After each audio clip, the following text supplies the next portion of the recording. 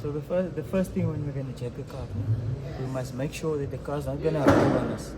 So in order to do that, we're gonna put the car handbrake up, put it in gear. Right, so the front wheels are now like locked and the back wheels are locked. Okay. Make sure the steering is straight. Because any imbalance on the car can cause the jack to jump out. This is an emergency jack, so we're only going to use it on emergency situations. If there's any work that you actually want to do on the car, it's better not to use this jack. Okay. Next, open the boot. So now we're gonna get our jack out. You come zooming here now.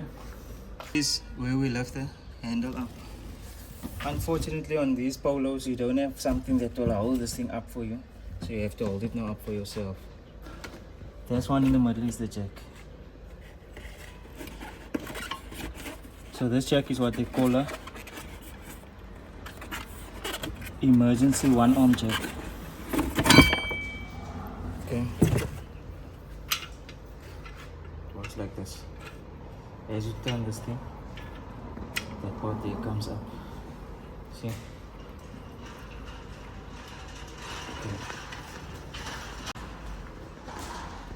So our handbrake is up, our case is locked, and we're on a level surface. So the foot pad of the jack must always be on the level surface, level to the floor.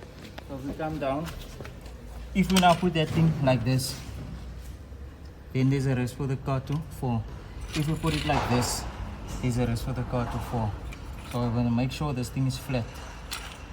Now, on most of the VWs and the Audis also, there's a locating arrow or something to show you where the jacking point is of the car.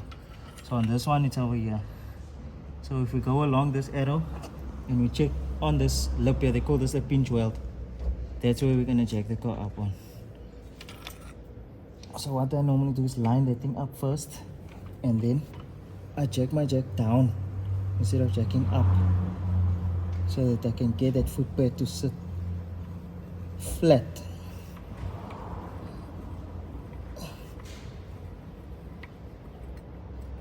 Okay, now I can adjust my foot pad till it's flat.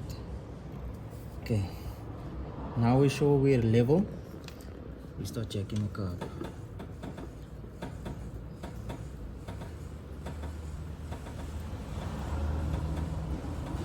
You can see by the way that the jack shakes about, it's quite it's really just for emergency situation.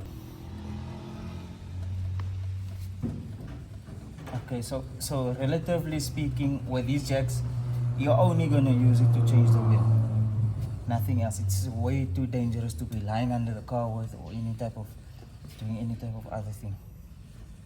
So once you've got your jack to the height that you need it, that's when you're going to change the tire. So in the next video, we'll show you how to change the wheel on the car.